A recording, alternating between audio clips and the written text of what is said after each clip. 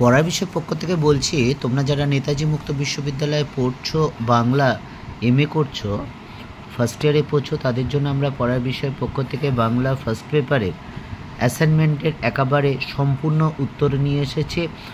কারণ তোমরা জানো এই বছরে এবারে অ্যাসাইনমেন্ট নিয়ে অনেক রকম প্রচার হচ্ছে যে প্রত্যেকের নাকি আলাদা সেট হয়েছে, একজনের সাথে আরেকজনের মিলছে না, কিন্তু কথাটা কিন্তু একেবারে ঠিক নয়।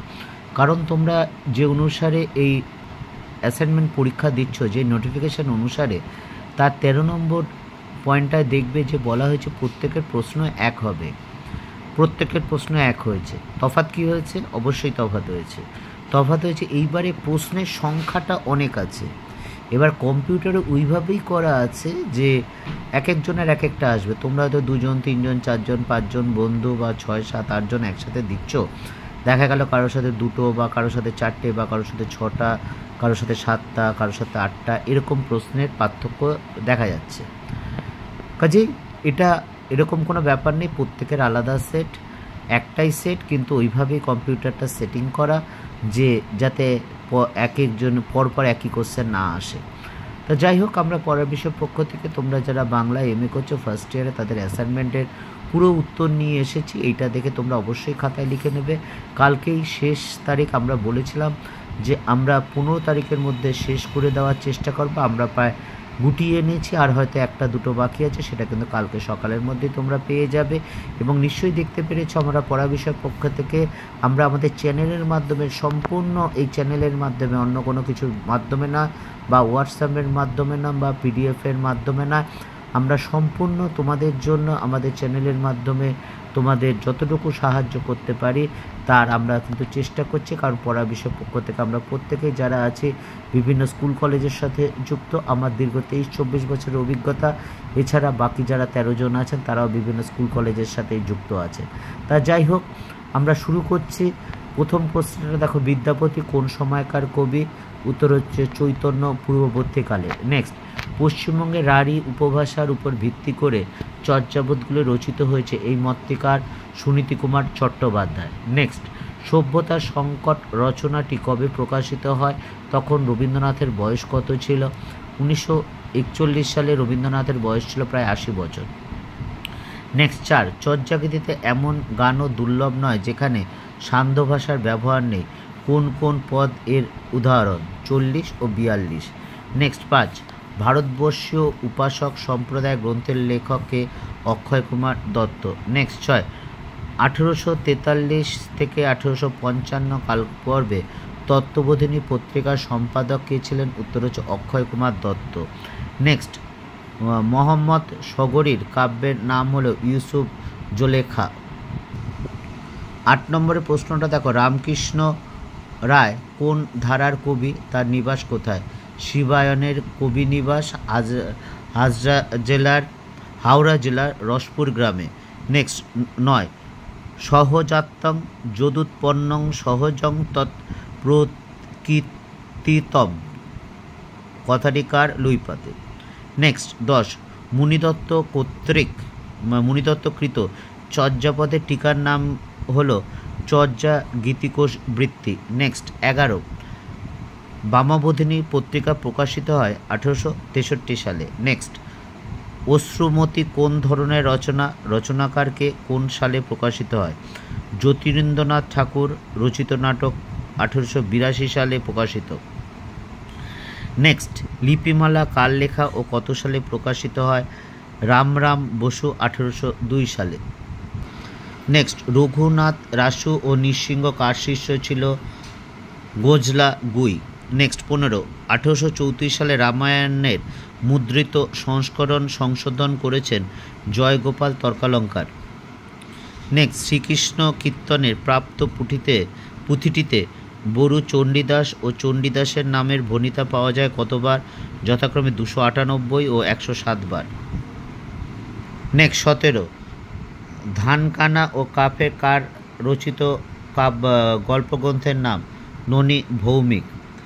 নেক্সট, শ্রী চক্রা সম্বর সাধন গ্রন্থের রচয়িতা কে?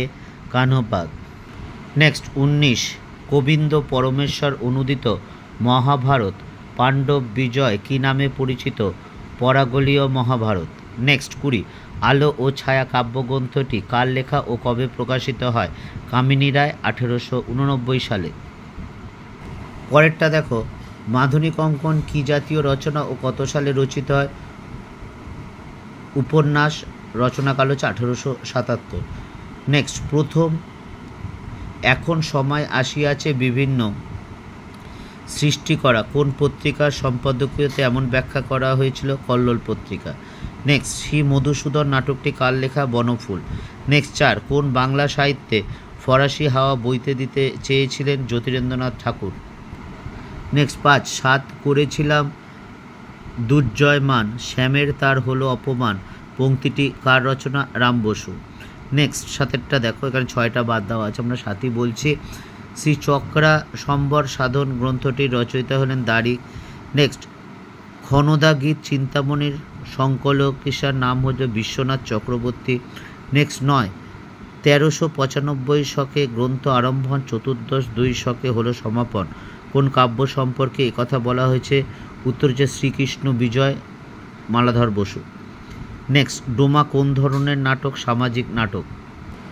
নেক্সট 11টা দেখো, কোন বাংলা নাটকে প্রথম ট্র্যাজেডির লক্ষণ দেখতে পাওয়া যায়? কীর্তিবিলাস। নেক্সট 12, ওং প্রাণায়ণ সাহা কোন পত্রিকার মলাটে শুরুতে লেখা হয়েছিল? সবুজ পত্র। নেক্সট 13, ছেলে গেছে বলে কাব্যগ্রন্থটি কার লেখা? সুভাষ মুখোপাধ্যায়। নেক্সট 14, নবপর্যায় বঙ্গদর্শন পত্রিকায় রবীন্দ্রনাথ কোন উপন্যাসটি প্রকাশিত হয়? সঠিক উত্তর হচ্ছে চোখের বালি।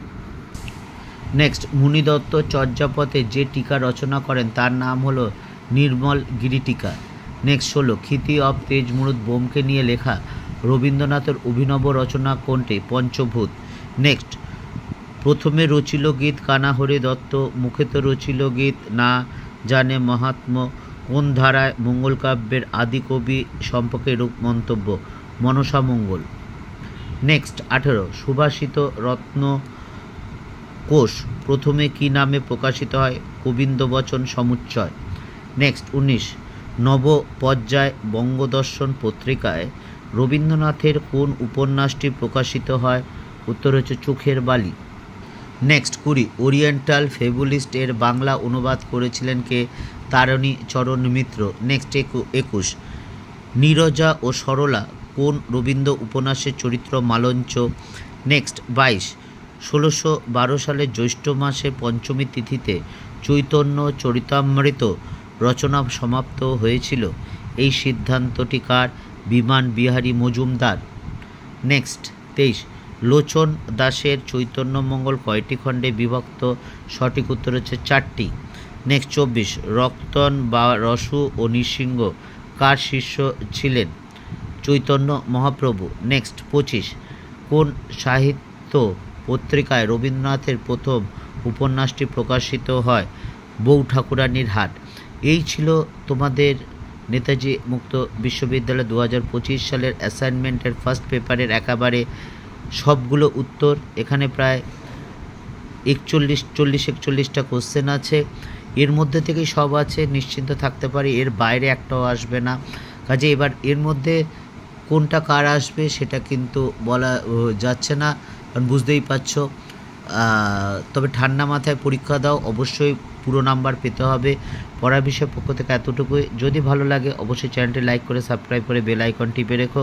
আরেকটা কথা, আমাদের পড়ার বিষয় চ্যানেলে 3 জন কেরিয়ার কাউন্সিলর আছেন, যিনি সবচেয়ে অভিজ্ঞতা সম্পন্ন। তিনি প্রায় 37 বছর ধরে অভিজ্ঞতা, আমাদের থেকে অনেক সিনিয়র, আমরা তাকে দাদা বলে ডাকি, বুঝতেই পারছো। তা তোমরা এমএ পাস করার পর বা এর সাথে কি করলে কি হতে পারে এই সম্পর্কে তুমি যদি কিছু জানতে চাও বা তোমাদের কোনো কিছু জানার ইচ্ছা থাকে, আমাদের ডেসক্রিপশন বক্সে উল্লেখ করে দিও, আমরা অবশ্যই তোমার সমস্যার সমাধান করার চেষ্টা করব, রিপ্লাই অবশ্যই দেব। যদি কোনো ভুলভ্রান্তি হয় সেটা অবশ্যই তোমরা আমাদের বলবে, কারণ তোমাদের মাধ্যমেই আমরা কিন্তু এগোতে চাই। কারণ তোমরা যদি সংশোধন করে দাও আমাদের, তাহলে আমরা আরও ভালো হয়ে আরও তোমাদের সামনে আসতে পারি। পড়ার বিষয় পক্ষ থেকে এতটুকুই, অগ্রিম শুভেচ্ছা রইল সকলের জন্য।